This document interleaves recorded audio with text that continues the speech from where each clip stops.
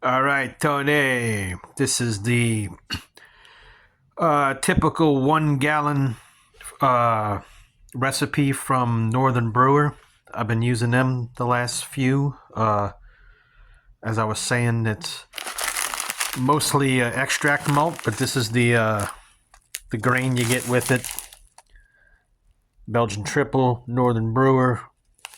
This you just seep while the water is heating up. And then once you get the water heated up, you'll then mix it with the, not that, that's the corn sugar. That's for the bottling later on. But got 2 packs. This extract, Brice Golden Light, 2 pounds of it. I know you said the all grain is better, which I agree, but for the extract, this powdered extract works a lot better than the liquid extract that I've used before. That definitely does takes a while to it's too viscous. And this is the yeast that we'll be using for the triple. Where's the name? Where was that at? That was Safe Ale S33, I guess. Saccharomyces cerevisiae, easy for you to say. All right, so that's the and this is the instructions. Like I was saying, it'll be it's pretty detailed. It's even got the bottling. 1 second, sir. It's even got the bottling. Oh, for crap's sake! I don't play football no more, so now I fumble all the time. Oh yeah, there you go. See, it's got the bottling, fermentation, bottling day, conditioning. So it's pretty thorough. And like I said, for 1 gallon, this only with the extract, you only gotta boil for 45 minutes, and it's all. Oh yeah, and then you get the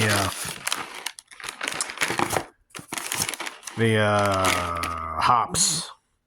Czech Saaz. Oh, it's one of the noble hops. Oh, fancy. German Pearl. Oh, and these are the hop pellets too, not the actual hop cones. They're a lot easier to work with. And another German Pearl. So anyway, that's the ingredients, and I'll brew later on. Okay, Tony, first step to brewing. I'm running some sanitized solution through the lines to make sure the gunk doesn't get stuck up in there. But yeah, this is the brew kettle. It's got a spigot to pour later. Where is it? There it is. But yeah, this holds up to 9 gallons. That's the little recirculation pipe. It's not so critical for extract brewing. It's more for when you're using grain. But I also use it, like I said, to run that solution. Make sure it gets into the line. You know what I'm saying? We don't want no stinky stuff in the beer. So I'm gonna let that run for about 5-10 minutes. Make sure the line's clear, and then we'll get to the actual brewing. Huzzah! Okay, Tony, we're about to start. So that's the little bit of grain that you have to seep. And unlike regular grain brewing, you just basically seep this until you boil, or until your water reaches a boil. And then you add those malt mixes. But yeah, so just for this first part, you put the little bit of grain that you got to seep, put it in a little stocking bag, make sure it's submerged, and then just turn it on. So, and then the extract boil, you basically just boil. You don't have to get to a certain temperature, because that is the drawback with grain brewing. You have to keep certain temperatures for things, and that's another thing that is a benefit of this kettle is, you can set a temp that it will go to, where if you use regular brew equipment, you'll have to monitor that temperature. So that definitely gets tricky, because you got to turn your fire up and down to maintain temperature. But so anyway, we're going to turn this on. Bing bong, bing bing. Temp. Whoops, nope. Yeah, so we want that. Put the temp. And it's in centigrade because, you know, we fancy. So boiling's 100. So go up to 100. Pay attention in school, kids. Gotta learn that centigrade. There's a way you can change it to Fahrenheit, but, you know, I'm smart enough. I figure it out. So anyway, especially since with the extract we're boiling anyway, which is 100. So from there, we just start. Oh, nope. Stop. Forgot to set the timer. Whoops. Nope. See, I screwed that up. Okay. Timer. We're only going to be doing 45 minutes, but I put a little extra just to be on the safe side. So I add 2 minutes. So now let's start. All right. And from there, we're just going to wait. Yeah, so this is the inner thing that goes into the kettle when you're using grain. You can see it's got little things that sit on, there's a little inner rack inside the kettle, and this fits on top of it, which you put the false bottom in, so your grain would go there, and then this helps the sparge water later on that comes in go over the grain. But this fits under this when you're doing the all grain, and then when you're done mashing your grain, you just pull this thing out and it leaves that brew kettle. So that's what I meant, that you could do both the mashing and the boiling in the same kettle, and that's why it makes this little thing nice, because you can just take this thing out and you don't have to change containers, which opens up the possibility of contamination. So yeah, for $300, for under $300, it's a pretty nice little contraption. Now reached boiling, so I'm gonna take that off. Watch the steam coming out. It's hot, and because I wear glasses, I always get fogged up.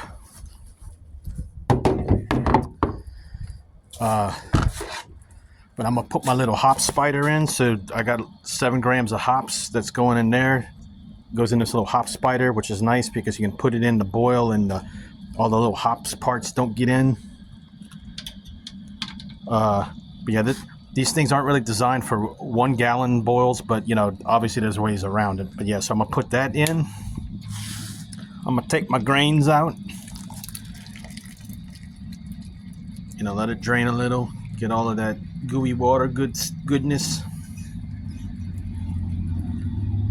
And the good thing about the boil, when it's boiling, you don't necessarily have to worry too much about the sanitization, because obviously the boiling is going to kill all the creepy crawlies. Okay, so there, we're now going to put in the malt extract. You want to pour it in a little slow, make sure it doesn't boil up or, goop up. We're going to use 1.5 of these bags. Yeah, you can see even from the steam, the stuff will kind of coagulate.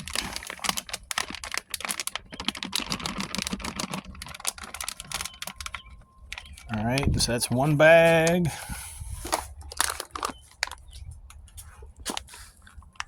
Half a bag of number 2. Yeah, a little more. That's probably half a bag. And then, like that reggae guy, I'm gonna stir it up.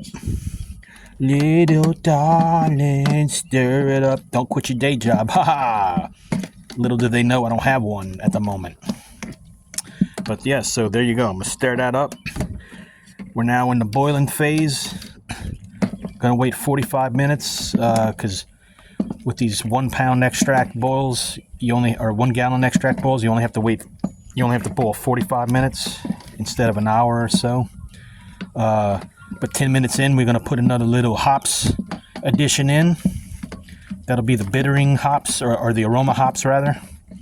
So when you put your hops in at first, that's like the flavoring and the bittering hops, and then the later you put hops in, the more it's for aroma and whatnot. So yeah, that's basically it for the boiling stage. On to the addition stage in about half an hour. And I'm going to show you another trick I learned online. You know, sometimes the internet doesn't lie.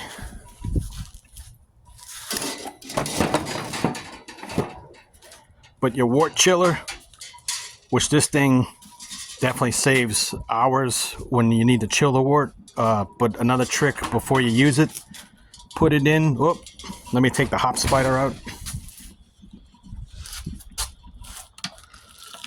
Put it in while you're still boiling to sanitize it. So, you know, that's one time where the internet is like, all right, internet, you're actually all right sometimes. So, all right, last hop addition. These are for the aroma, the Saz hops, which I believe are the a noble hop, which basically means it comes from Europe and it's old, like us now. But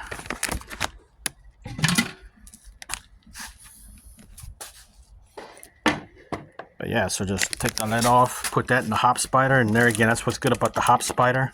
You can just dump the hops right in, and when you're done, you just take that hop spider out and you don't have all that gunk in there. So that's basically it. Just got 15 minutes left to boil, and then we'll start the wort chiller. Okay, Tony, we're back, and the boil is finished. The wort chiller is in the wort, or the wort. You know, I don't know how you say that. Doesn't matter because we're Cajun and don't really care anyway. But so this wort chiller is there's gonna be some flowing water through there that's gonna help cool down the wort. Because not that it'll make the beer bad, but the quicker you cool down your wort, generally the better quality beer you'll end up with. So, but the key to that is this trick I learned online where you have a little pool pump, because if you don't use these little pumps with recycled water that I have in this cooler, you're going to be, you know, having running water for an hour. But this little trick is pretty amazing. So you just plug the pool pump in, comme ça. Whoops, wrong way. There you go. Who brought the lefty? And then you just drop the pool pump into the cooler, and then you have a little this is the little discharge hose, and then the water will start flowing through there, comme ça. See? And now you got water, cool water flowing through to help you cool your wort. And that'll save, like,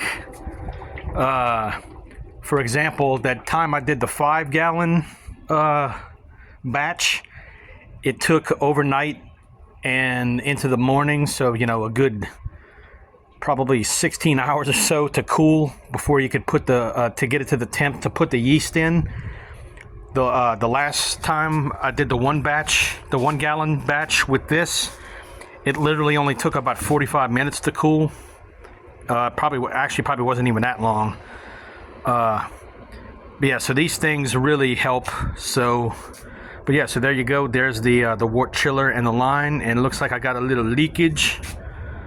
So I'm gonna go get a paper towel to cover that. But yeah, pretty much that's the finish of the boil. And then once we get it down to the temperature we need to pitch the yeast, you just pitch the yeast in, put it in the fermenter, and then you're good for a week or so. So, all right, there you go. Sanitizing the little 1-gallon fermenter that'll put the wort in when it's done cooling. You just put a little sanitizer solution in, and kind of like the hokey pokey, shake it all about,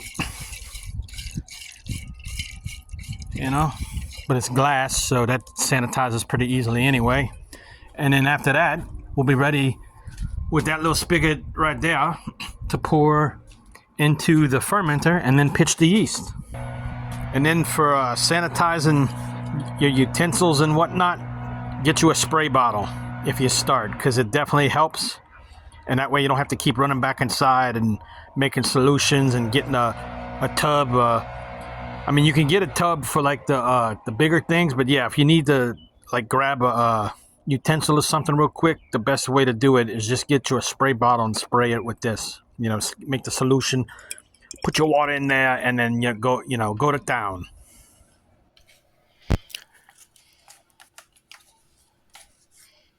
Okay, we have the yeast ready to pitch. Had the wort down to around 75 degrees, which is the minimum that we put in. But we're only going to put in half of the yeast for this.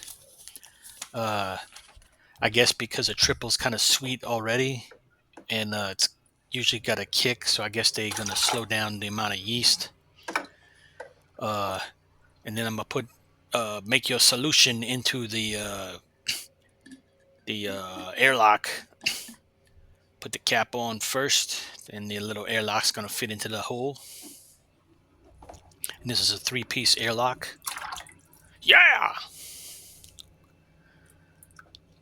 Okay. Got the solution water into the airlock.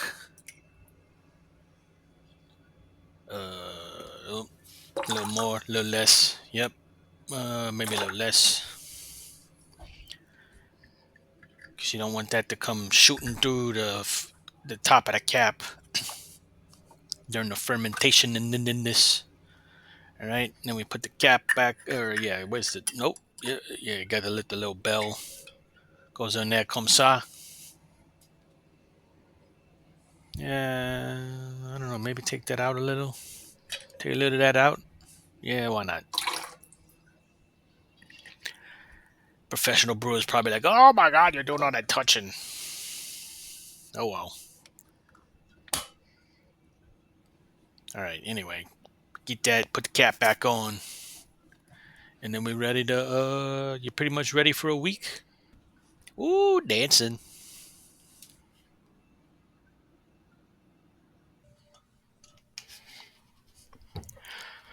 I forgot that when I put the fermenter into the little cubby hole, I put a little fleece over it.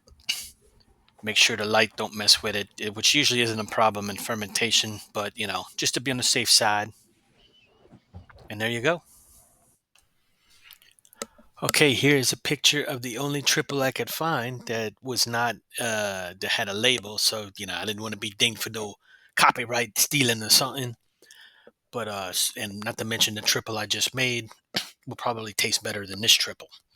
But anyway, so after the putting the fermenter up, the fermenter or the fermentation usually takes 7 to 10 days, and then after that, you'll make a little sugar solution. And then once you get that done, you will put that in the fermented wort into the bottles to condition for another 7 to 14 days. With it being a triple, I'll probably give it another week and go 21 days. But yeah, so that was pretty much the boiling part. And like I said, it's a lot less steps it's a lot fewer steps than the grain boiling. Or not that it's fewer steps, but just that it's a lot more streamlined and straightforward with the extract. So that'll be it for the video until we do the conditioning or the bottle conditioning in a couple of weeks.